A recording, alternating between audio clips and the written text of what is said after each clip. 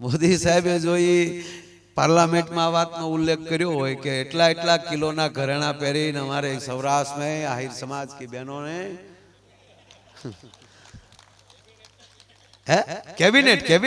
કેબિનેટની બેઠકમાં રૂપાલા સાહેબનો ફોન આવ્યો. બધાયના ચરણોમાં જય દ્વારકાધીશ, જય ભગવાન બાલકેશ દાદા, ભગવાન સોમનાથ.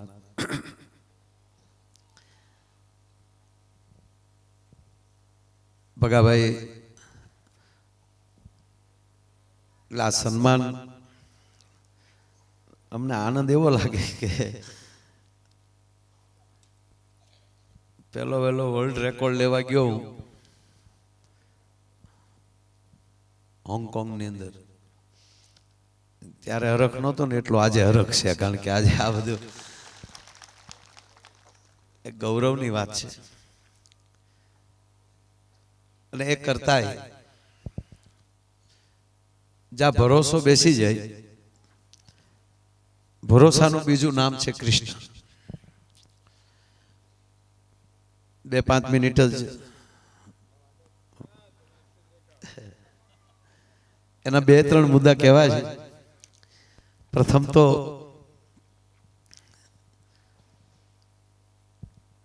ભગા કાકાને કરતા જસુ કાકા ખૂબ હું અને બે એકલાય ખૂબ બેઠા છીએ. અને જેથી ભાલકા કથા વખતે એ રાતમાં અમે કીર્તિદાનભાઈ નતા ને એ જે ઉત્સવ અને એમાં રમ્યા, જસુભાઈની એટલી બધી તબિયત ખરાબ અને એમાં એ રમ્યા એટલું, અને એ રાસ જ થતો ત્યારે. એટલે પછી અમે ટેજની પાછળ બે એકલા બેસવા આવી ગયા અને એમણે શર્ટને એને નીચો આવ્યા પરસેવાના, બે એકલા જ બેઠા હતા. આવા મહાપુરુષોની પાસેથી, આપણા વડીલો પાસેથી આવી કંઈક કંઈક વિચાર ધારાઓ નીકળતી હોય છે, સમાજની અંદર ફરતી હોય છે. જેવી રીતે અત્યારે આપણે બેઠા છીએ તો આપણા કાન પાસેથી અસંખ્ય મોબાઈલોના અવાજ જાય છે, અસંખ્ય ટીવી ચેનલોના ચિત્ર સાથે અવાજો જાય છે, પણ આપણે પ્રાપ્ત કરી શકતા નથી, પકડી શકતા નથી, કારણ કે ઇન્સ્ટ્રુમેન્ટ આપણી પાસે નથી. આપણા જ ઇન્સ્ટ્રુમેન્ટના માટેનો જો કોઈ નંબર આવે અથવા તો કોઈ મેસેજ નાખે તો એટલામાં બીજે ક્યાંય નહીં જાય, મારા નંબર છે તો એ મારા ખિસ્સામાં ગોતી લેશે. હવે તમે એટલી ને એટલી પ્રક્રિયા કઈ રીતે થાય છે કે અહીંયા ટાવર છે મોબાઈલનો, એ આનો આ ટાવર તમને જવાબ નથી આપતો. આ ટાવર પાછો એ સેન્ટર ટાવરને આપશે, સેન્ટર ટાવર છે એ સેટેલાઇટને આપશે, અને સેટેલાઇટ પાછું એમ કહેવાય કે સેન્ટર ટાવર આપીને પાછું રિટર્ન કરીને આપશે. આનો આ ટાવર કામ નથી કરતો. એને પેસમાં તો જવું જ પડે છે, જ્યાં એનું કેન્દ્ર બિંદુ જે છે, જે સેટેલાઇટ જે છે એ આખા વિશ્વનું એ સંચાલન કરે છે, એ મોબાઈલ કંપનીનું જે કાંઈ છે. પણ એને જોઈન્ટ થવું પડે છે સેટેલાઇટ સાથે. એમ કૃષ્ણ તત્વ કેવું છે કે વિશ્વને ત્યાં ટચ થવું પડે છે સાહેબ, દુનિયાને ત્યાં ટચ થવું પડે છે, વિચારોને ત્યાં ટચ થવું પડે છે, સૂરને ત્યાં ટચ થવું પડે, શબ્દને ત્યાં ટચ થવું પડે. અર્જુનને કે પાંડવોને ખબર નથી કે આ ઈશ્વર છે. જો એ ખબર જ હોત તો એ ભગવાન કૃષ્ણને એમ ના કહેત કે રથ લઈ લે મારો બે સૈન્યની વચ્ચે. પણ એનો ભરોસો છે. કીધું તો અર્જુને જ કે મારે બે જોવા છે. એટલે જ્યારે તમે કૃષ્ણને હુકમ કરો ને એટલે હલવાણા વગર ન રહ્યો, અને હથિયાર હેઠા જ પડી જાય સાહેબ. એટલે અર્જુને પેલો જ પ્રયોગ આ કરાઈ ગયો કે લઈ જાય મારા રાકા એ નિર્માલ્યા શું આવી વાતો કરે છે, ઉઠ ઉભો થા. બરાબર. પછી એને જે કીધું અંતે કૃષ્ણને ખુદ અર્જુન કહે છે. તમે ગીતામાં જોશો ને એટલે જ્યારે ખૂબ ભગવાન કૃષ્ણ એમ કહે છે કે જળ હું છું, અગ્નિ હું છું, વાયુ હું છું, બધું તત્વ હું જ છું, ત્યારે કાયદેસર મને એવું લાગે કે અર્જુન મજાકે ચડી ગયો. બહુ સુંદર બોલો છો ગીતામાં, જોજો ને, હું નથી કહેતો, ગીતામાં જોજો. બહુ કૃષ્ણ હજી બોલો તો બહુ સુંદર લાગો છો, હજી બોલો તો બહુ સરસ. એટલું કે પછી કે હવે દેખાય તો હાસુ માનું. એનો અર્થ શું થયો? જો એનો અર્થ એ થયો કે એણે ત્યારે સ્વીકાર્યું નહીં કે તમે મારી સાથે કૃષ્ણ સુવો છો, મારી સાથે ભોજન કરો છો, તમે એમ કહો હું આ બધું છું. મને દેખાડો તમે. જ્યારે કાંઈ આપણી પાસે આના પ્રત્યે જ્ઞાન પણ ન હોય ત્યારે એ જ વસ્તુ હોય અને જ્ઞાન થઈ જાય ત્યારે એથી ઉઘરી પરિસ્થિતિ થઈ જાય. અને ભગવાને વિરાટ રૂપ દેખાડ્યું અને અર્જુને કીધું કે ઓહો, પાછી એની પરિસ્થિતિ પાછી શરૂ થઈ કે હવે તને કેમ પગે લગાય એ મને નથી આવડતું, અને તું અવડો મોટો આજ મારી સાથે છે, તાકે ભૂલી જા. અર્જુન એ કે અર્જુને તરત કીધું કે આ રૂપ ભૂલી જાજો, નહીતર તું કોકને બાણ મારવા જાય હું જ દેખાય. આમ માં જશોદા અને સૌદ બ્રહ્માંડના દર્શન મુખમાં કરાવે, પાછો કૃષ્ણ કહે છે માં ભૂલી જાજો, નહીતર તું મને ખોળામાં રમાડી નહીં, તું મારી લીલામાં જોડાઈ નહીં શકે. અને એ જ ભગવાન ગીતાની અંદર 12મા અધ્યાય એમાં સતત આ ટોન આવ્યો છે કૃષ્ણનો કે હે અર્જુન, કોઈ એમ પાછો કે હું મોટા યજ્ઞો કરીશ, અવડો જમણવાર કરીશ, એટલાને જમાડીશ, આવા યજ્ઞો કરી અને હું મારું નામ મોટું કરીશ, એને પણ હું સ્વીકારતો નથી. આવું કૃષ્ણ કીધું. એટલે અભિમાન ક્યાંય ના આવવું જોવે જો કૃષ્ણના તુલમાલ. એટલે સતત વાત આ હતી કે આમાં આપણે કાંઈ બધું તું મારા ઉપર છોડી દે, બીજું કાંઈ ન કર. અને એટલે હું તો એટલું જ કહું કે એના ભરોસે હાલશો ને તો ઈનો ઈ કહે હવે તું ઊભો થા, મારે તને જસ દેવો છે. એમ આખા સમાજને જસ દઈ દીધો છે આ વડીલો ને. આમાં જેટલા આમાં ભગાભાઈ સતત ત્યાં બધા તમે, મને ખબર છે અમદાવાદ કેટલી જગ્યાએ મને કે તારા મંડપ વાળા કોન્ટેક્ટમાં હોય તું કે, મેં કીધું ભગાભાઈ હવે તમે એ ચિંતા છોડો, બધું તમને જી આવ્યા પોતે. મેં કીધું હવે મને નથી લાગતો કે હવે કાંઈ ઘટે, અને છતાંય કાંઈ ઘટે ને તો છેલ્લે આમ આ તો બેન વાત કરું, છેલ્લે માલદેવભાઈ મેં કીધું ઓલા અમારે આવે બધા ફિલ્મ શૂટિંગમાં નથી બધે લઈ જતા બસું, એવી 20 બસો આ માણસે તૈયાર રખાવી. મેં કીધું એ 80 વાળી બસો આવશે ને દીકરીઓ માટે એ બધી વસ્તુ એના મંડપ પાસે, એમાં ટોયલેટ બાથરૂમ સાથે સફાઈ વાળા ભેગા, એ આખું. મેં કીધું આ માણસે એ પણ તૈયારીઓ કે કોઈ વસ્તુ ઘટવી ન જોવે. આ સંદેશો આપે કોણ? પાછા કે હજી આપણે કોઈ બીજા પાસે ગૌરવ નહીં, આને તમે 2-3 વાર ભગાભાઈ નો બહુ ઓછો પરિચય માલદેવભાઈ. હું કહું માલદેવભાઈ ને હું ભગાભાઈ જેટલો ઓળખું છું, આપણે વાત 3 વાર થઈ આ બાબત. મને એના અનુભવની ખબર છે, એના વિષયની મને ખબર છે, અને એને વિષય લગતું એને બરાબર આજ મેં કીધું પહેલી વાર સમાજે કામ આપ્યું, નહીતર કાર્યક્રમમાં બોલાવતા હોય, પણ આ તો એનો પરફેક્ટ વિષય છે. કારણ કે એની સંસ્થામાં હું જી આવ્યો છું, એની વગરનો જી આવ્યો છું, એ શું કરે એ જોઈ આવ્યો છું. એટલે બેઠા બેઠા અહીંયા ઠરે. અને બીજું કહું મેરણભાઈ કે અમારી સ્કૂલ ઓફ એક્સેલન્સમાં મારે પ્રથમ મને સામેથી જ કીધું તમને આપી. મેં કીધું ભાઈ મારે 8 વીઘા જમીનમાં છે. મને કીધું તમારે જમીન લેવી એટલી, મને સરકાર ધંધે છોડાવી દીધો એટલે મેં જમીનું કરું. અને એ જ ઓલામાં મહેનતમાં બેનનું પણ મને ખબર નહોતી, પણ મને પછી ખબર પડી કે અધિકારીએ કીધું કે બેન રાસ રહેવામાં રહ્યા ને તો એને સ્કૂલ ઓફ એક્સેલન્સનું જે કામ હતું ને એ એનું બંધ રહી ગયું. અને એ બેને લીલી બેને સતત રાસમાં દ્વારકા વાળો બેન કંઈક જુદું કરવાનો હશે, આનાથી વધારે લાભ દેવાનો હશે. એટલે ભરોસો, એ જ વાત ટૂંકી વાત એ કરી દઉં કે ભરોસો જે છે, આ વાત પાછી ત્યાંથી ચાલુ કરું કે અર્જુનને ખબર નહોતી કે ભગવાન વિરાટ રૂપ દેખાડ્યું. ત્રીજી વાત કે એને આપણે આપણી દ્રષ્ટિથી નહીં જોઈ શકીએ, એ દ્રષ્ટિ આપશે તો જ થાય. વિરાટ રૂપ દેખાડ્યું, પાછું અર્જુનને કીધું જો કેવો લાગુ, આમાં કાંઈ દેખાતું જ નથી. કે અર્જુન તારી તાકાત નથી, તારી નજરથી તું મને જોઈ શકે. અને જ્યારે એક દ્રષ્ટિ બને છે, એક વિચાર બને છે, અને કોઈ હેતુ વગરનો જે આ હેત, ભાવેશને બધાએ ગાવાયું એવું સાહેબ, હું આગળ સ્ટેજ ઉપર કહેતો હતો કે રમવા આવો રાસ ઓલ ઇન્ડિયામાં ડાયરાની પેટર્ન બની જશે. દરેક ગાયકો અત્યારે ગીત ન્યાલી જ ચાલુ કરે છે, ત્યાંથી જ ચાલુ થાય છે અને યાદ કરવા પડે છે. એ કૃષ્ણની આપણા ઉપર કૃપા છે. 1 મિનિટ છેલ્લી વાત, એક ન્યાલી લઈને છેડો મારે મૂકવો છે કે અર્જુનને ખબર નહોતી, પાંડવોને ખબર નહોતી કે આ ભગવાન છે, નહીંતર ભગવાનને વિરાટ રૂપ દેખાડવા ન કહેવું પડે. એ વાત ફાઇનલ. મહાભારતના થોડાક દિવસો પહેલા, હજી 4-5 દિવસની વાત છે, ફાઇનલ થઈ ગયું છે કે હવે લડી લેવાનું થાય છે, જે થાય XYZ. હવે એવે ટાણે પરિવારમાં પણ ચિંતાનો વિષય ચાલે છે કે એક બાજુ દુર્યોધન આગળથી જેટલા આવે છે એ બધાને એના પક્ષમાં લેતો જાય છે.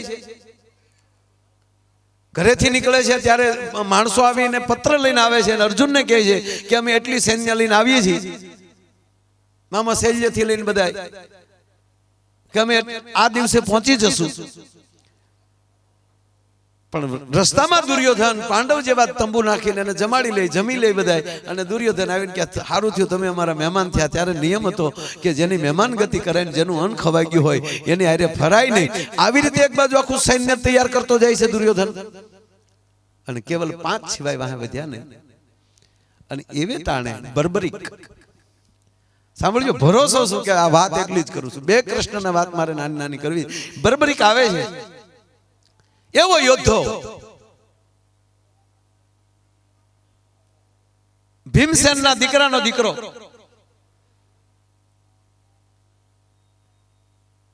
અને એનું સ્વાગત કરે છે. કારણ કે બહારથી આવવામાં એક જ આ તો લ્યો, એમાં એ પોતાના પુત્ર, અને એની હારે વાતચીત ચાલે છે. તને તારા ગુરુએ શું વિદ્યા આપી? તક મને 3 જ બાણ આપ્યા છે.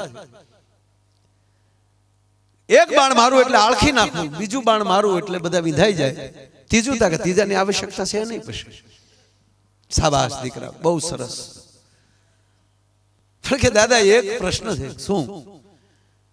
કે હું ત્યાંથી નીકળ્યો ત્યારે મેં તો તમને પાંડવા કોઈને મારા કુટુંબને મેં જોયું નથી, એટલે મેં પૂછ્યું મારી બાને અને મારા ગુરુને કે મને ખબર કેમ પડે કે મારો પરિવાર કયો છે અને સામાવાળા કોણ છે? એટલે મારા માએ એટલું કીધું કે ઓલા બિચારા 5 છે બાકી ઓલા 100 છે. એટલે કીધું બેટા ભાંગ્યાનો ભેરું થાજે, જે નબળા પડે એની ભેગો રહેજે. ત્યારે કૃષ્ણ કહે કે દીકરા તે ભૂલ કર્યા. હસ્તિનાપુર આખું પ્રતિજ્ઞાઓમાં વયું ગયું. જો પ્રતિજ્ઞાઓ ન હોય ત્યારે એને રોકે કૃષ્ણ કે તે પ્રતિજ્ઞા કે પણ મને દેવાઈ ગઈ. હવે કે બેટા એક કામ કરીએ કે હું હોઉં તું હો, તારો દાદો ભીમ હોય, અર્જુન હોય, કોની તાકાત આપણી સામે? તો મારે ઉલ્લીન હામામાં, એ નબળા પડશે તો મારે ઉલ્લાઈન હામામાં જવું જ પડશે. તું એ પક્ષમાં જાશ તો પાછા અમે નબળા પડશું તો શું કરી? તો હું પાછો તમારા પક્ષમાં આવીશ. અને પછી નારાયણ એક જ વાત આ સાહેબ કૃષ્ણ કહે છે કે હવે બેટા તું વિચારી લે પરિણામ શું આવશે આનું. તું જ્યાં સુધી તંદ્રામાં ને નિંદ્રામાં ન હોય ત્યાં સુધી તને કોઈ મારી ન શકે, તો તું મરીશ નહીં. અને થોડીક વાર પૂરતો જ આંખો બંધ કરી જાય છે ત્યારે એને આખી પૃથ્વી ઉપર ભગાભાઈ લાશું ઢાકેલી દેખાય ને એકલો જીવતો દેખાય છે. અને કૃષ્ણના પગમાં પડી જાય, ગોવિંદા મારી પ્રતિજ્ઞા મને, હું યુદ્ધના મેદાનમાં ન રહી શકું, માટે હવે મારે શું કરવું જોઈએ? કે દીકરા તારું આ બુદ્ધિ જે છે ને એ મને આપી દે, માથું આપી દે. હવે એનો ભીમસેન ને કુટુંબ સામું ઊભું થયું સાહેબ. અને હવે તમે કલ્પના કરી લ્યો કે આવો દીકરો એના પરિવારમાં, પાંડવ પરિવારમાં આવો દીકરો આવું ભણીને આવો તાકાતવાન બર્બરીક ઈ આવીને ઉભો રહીને કૃષ્ણ એમ કે તારું માથું કાપી લે. તો સાહેબ કુટુંબ માલિક કોક તો કહે ને કે હે કૃષ્ણ શું કરો તમે? અમારો પુત્ર છે, યુદ્ધ ની કરે અને યુદ્ધ પહેલા તું માથા મેળો લેવા? એક જણો ન બોલ્યો સાહેબ. અને બર્બરીકે પોતાનું મસ્તક ઉતારી અને કૃષ્ણને આપે છે. અને ભગવાન કૃષ્ણ એમ કહે છે ભીમસેન લઈ લ્યો તું. હવે આવા જવાન જો દીકરાનું દાદો માથું લેતો હશે, કૃષ્ણ કરે બરાબર કરે. આ વાત છે સાહેબ, કૃષ્ણ કરે બરાબર. અને મૂકી દે બધા થંભ ઉપર કે આખું યુદ્ધ જોઈ શકે. ત્રીજી વાત, 3 દી ભીષ્મના થયા, આગલે દી રથના ભૂકા કાઢી નાખ્યા. હવે કેવો રથ કૃષ્ણનો. અને એ તો યુદ્ધ પૂરું થાય ત્યારે સાંભળો ત્યારે ખબર પડે કે કૃષ્ણ રથની કેવડી તાકાત હતી. એ ભીષ્મે બાણ મારી તોડને કૃષ્ણને દેખાડી દીધું કે બધું છે પણ તું બાપ છો, તારી આગળ મારે કાંઈ કરાય નહીં. કૃષ્ણનો જ રથ ભાંગ્યો. અર્જુન પડી ગયા એમાં મારે નથી જાવ. એટલે પછી રાતે કૃષ્ણ પરમાત્માએ શિખંડીને બોલાવ્યો કે હવે દાદાને અને અર્જુનને કોકે કીધું કે કાલની આપણી સેનામાં શિખંડીની આગેવાની હેઠે યુદ્ધ કરવાનું છે. અને અર્જુનનો મગજ વયો ગયો. હવે શિખંડી એટલે કિન્નર છે. અને અર્જુનનો મગજ શું સમજે? કોણે આવું નક્કી કર્યું? અમે મરી ગયા છે, આ બાવડામાં તાકાત નથી એટલે શિખંડી આપણી સેનાની આગેવાની કરે. ત્યારે ખંભે હાથ દીને કૃષ્ણ એટલું બોલ્યા, અર્જુન મેં કીધું ગોવિંદ તો ફાઇનલ, તો પૂરું, તું કે. આ તમે એક કૃષ્ણને વાંચો તો ખબર પડે સાહેબ કે આપણો બાપ કેવો મહાન. અને જેને ખંભે હાથ મૂકી દે એટલે જિંદગીમાં કોઈ દી કોઈને પાછા ન પડવા દે. એમ આ રાસ હતો એ એની ઈચ્છાનો રાસ હતો અને કેદુનો ઉગાડતો હશે. બાકી મારા બાપ હું સોગંદથી કહું બાપ કે દ્વારકામાં રાસ લેવો ભય લાગે. કારણ કે મારી માવું ગોપીઓ ત્યાં હમાઈ ગઈ છે.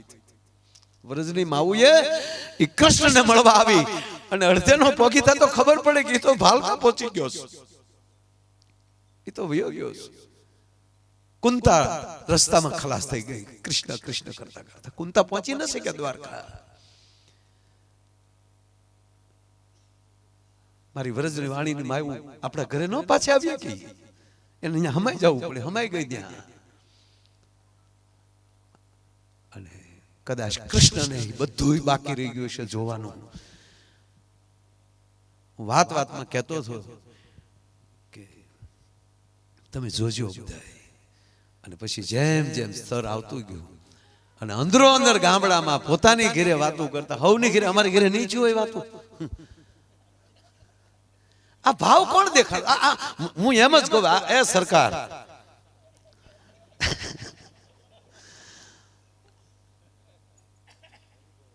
ભાત બાળ દજી જાય મને નહીં ખબર પડતી એટલે હું વારા ઘડે કહેતો કે ઘરે ખવાય એવું તો રેવાય ગયો. મારી માવું ખવાય ત્યાં એ જ હતું. હવની ઘરે આ જ હતું. આપણે વાત પડી રહી ને આપણે વાટે બેઠે આપણે પ્રોગ્રામમાં જવાનું એની ફોનમાં કે અમારે એટલે સભ્યો તો અમારે કરવાના છે. મીર્યા જો હવે બહુ ઉપડી ગયો. પણ એ ભાવ કૃષ્ણ દેતા હતા અને એ રાસ કૃષ્ણના ચરણમાં જ અર્પણ થયો છે. ખૂબ માણસોએ સાહેબ કોણ બાકી છે? મોદી સાહેબ થી લઈ મોદી સાહેબે જોઈ પાર્લામેન્ટમાં આ વાતનો ઉલ્લેખ કર્યો હોય કે એટલા એટલા કિલોના ઘરેણા પહેરીને અમારે સૌરાષ્ટ્રમાં આહિર સમાજ की बहनों ने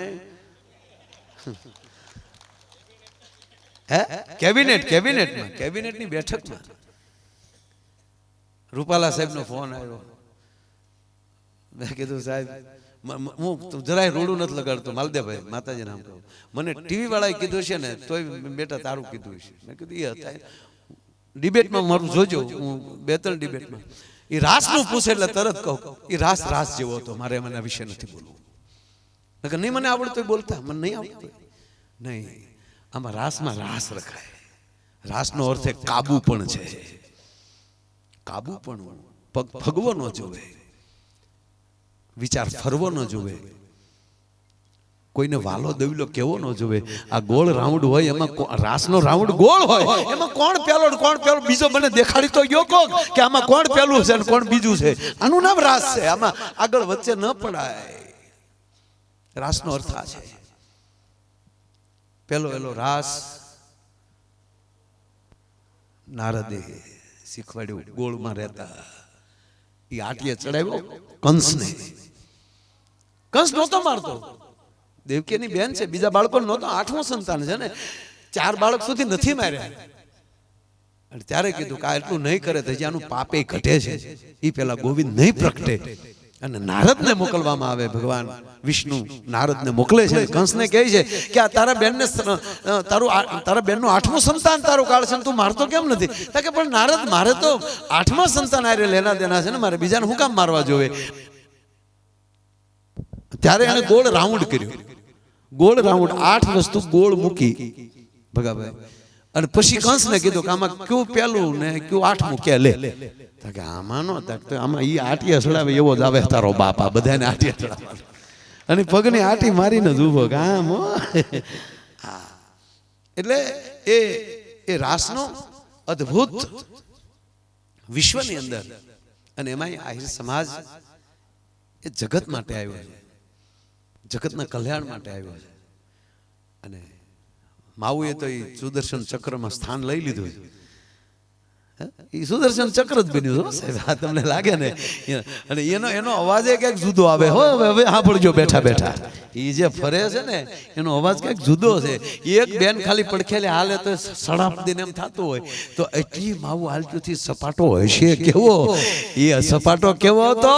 દ્વારકાની 52 ગજની ધજાના સપાટા જેવો સપાટો મારી બે માવુના ઓઢણાનો. એમાં કાંઈ અઢળું નથી. એટલે એ હવે આપણી પાર્ટીને સમજવાનું છે બાપા. માવુએ તો હવે આપણે એવા કોઈ કામમાં આપણા દીકરાનું નામ ન આવવું જોઈએ કોઈ દી સાપામાં સાહેબ. વિશ્વાસ રાખજો, કૃષ્ણ તમારી સાથે છે. આ રાસ પૂરો કરવામાં સાહેબ વેદોથી લઈને આજ સુધી આ ઇતિહાસ બની ગયો છે. અને વાત એ જ હતી કે ઇતિહાસ બનશે, ઇતિહાસ બનશે. અને દ્વારકાધીશને એ જ કહેતા બાપ હવે તારે શરણે એની સાથે ભાવ રાખીએ અને કૃષ્ણને કહીએ કે આ રાસ તારા ચરણમાં મારી માવુએ આપ્યો છે. અને આની અંદર જે સેવા કરી ગયા છે, અરે ભાઈ ઠાકુર મુંબઈ પોતાની એક પાર્ટી છે, એમના ભાઈના ઘરના પરવીણાબેન ઠાકુર બહુ પોતાની મહારાષ્ટ્રમાં પોતાની પાર્ટી છે, એવડું બહુ મોટું. એ ત્યારે ન્યા અને પરવીણાબેનનો ફોન આવ્યો. બહુ કૃષ્ણ ભક્તિમાં લીન છે બેન, અબજો ખરબો ફાલતુ પૈસાને તો કોઈ બોલું નથી. પણ એના ન્યાયી દ્વારકાનું મંદિર, એક કૃષ્ણનું મંદિર બનાવે છે વિરારમાં. વસઈ કે વિરાર એનું ગામ છે, ઘર છે ત્યાં. કે જ્યાં સુધી મારા દ્વારકાધીશનું મંદિર પૂરું નહીં થાય ને ત્યાં સુધી ડોકમાં કોઈ ઘરેણું નહીં પહેરું અને સ્કીનવાળા કપડાં નહીં પહેરું. હાવ હાદા કપડાં પહેરી. અને એ તેથી દ્વારકા હતા. એ મને કે માયાભાઈ તમે મને ફોન આવ્યો એનો કે મારે તો મુંબઈ નીકળવાનું હતું. એટલે બપોરે ફોન આવ્યો મને કે હું રાસ જોઉં છું અને હવે હું 2 દી રોકાવાની છું. અને તમારા રાસવાળી જગ્યા ખાલી થઈ જાય ત્યાં હું દળીને ગલોટિયા ખાઈને પછી હું પાછી આવવાની. સાહેબ આ ભૂમિ છે. એટલે આપણે બધા એક ગલોટિયું ખાવા તો હજી જવું છો, ત્યાં દળિયાવું તો છે જ તે સાહેબ, એમાં કોઈ સવાલ નહીં. પણ દ્વારકાધીશ કાયમ આપણે હેમખેમ રાખે, આનંદમાં રાખે, ભાવમાં રાખે. અને આવી નાવી કૃપા. અને માલદેવભાઈ ને આપણા તમામ કલાકાર મિત્રોએ એને કેટલા દિવસ એમ કે અહીંયા ટ્રેન ઓલું છે તો ત્યાં પહોંચવું, એ બધાને દ્વારકાધીશ ખૂબ, કારણ કે એ તો ગીતાનો ગાનારો છે ને હાથ સૂરને દેનારો દી છે. વાહળીના એ હાથ સૂર જ ભગાભાઈ એણે જ બનાવ્યા. વાહળી પહેલી વહેલી કોઈ બનાવી તો કૃષ્ણ. હા, એમાં 8મું કાણું પડ્યું ને એમાં માણા બન્યા. એવા બસુરા છે આ બધા. પણ સૂરનો દેનારો કૃષ્ણ છે, એ કાયમ આપણી ઉપર આશીર્વાદ વરસાવતા રહે. અને જ્યારે જ્યારે સમાજનું કંઈ કામ હોય ત્યારે બધા આવી જ રીતે ભેગા થઈ અને આવા વડીલોના પડકાર ઝીલવાની શક્તિ કૃષ્ણ આપે, એવડી જ પ્રાર્થના સાથે વિનવું છું. અસ્તુ. જય દ્વારકાધીશ. આભાર.